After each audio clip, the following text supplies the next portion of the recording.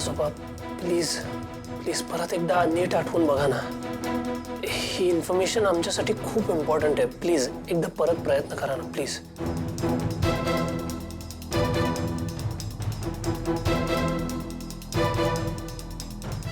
नाही काय आठवत नाही बरं का पोरांनो. आजोबा आम्ही पोस्टात गेलो होतो की नाही, तिकडची माणसं म्हणली का आबा आणि तुमची लई चांगली मैत्री होती. जरा नीट आठवायचा प्रयत्न करा की. तुम्ही तासन तास त्यांच्या संग बोलत बसायचा असं म्हणले ते. तुम्ही जरा आठवून बघा की.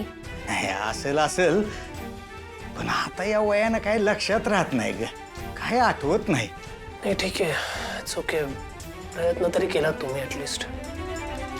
आजोबा तुम्हाला परत काय आठवलं तर आम्हाला सांगा हा. मी तुम्हाला नंबर लिहून देतो.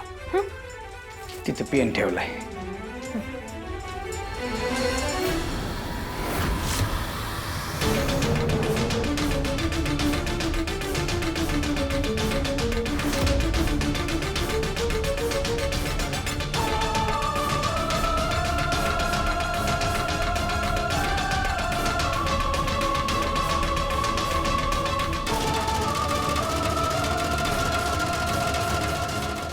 सर आजोबा हे बघा, हे माझा आबा आहेत. आता जरा आठवायचा प्रयत्न करा. यो आबा माहिती आहे. तू नात आहे होय तिची. होय. लय वर्ष झाली पोस्टात यायचा आणि आपलं काम झालं की आल्या वाटानं परत जायचा. पण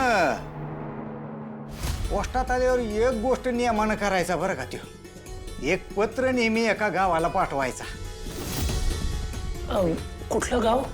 नाही ती पत्र पाठवून झालं की माझ्याकडे यायचा आणि पत्राचं उत्तर आलं का नाही म्हणून मला सारखा विचारायचा. ऋषी सर म्हणजे आबा बी कुणाला तरी ओळखत होता. म्हणजे कमाई आबा जे शोधतायत ते पण सरोज काकूंशीच रिलेटेड काहीतरी असू शकतं. हां आजोबा तुम्ही त्या गावचं नाव आठवायचा जरा प्रयत्न करा की. ते नाव सापडलं का मला बाकी सगळं सापडतंय बघा लगेच. वर्गा नाही नाही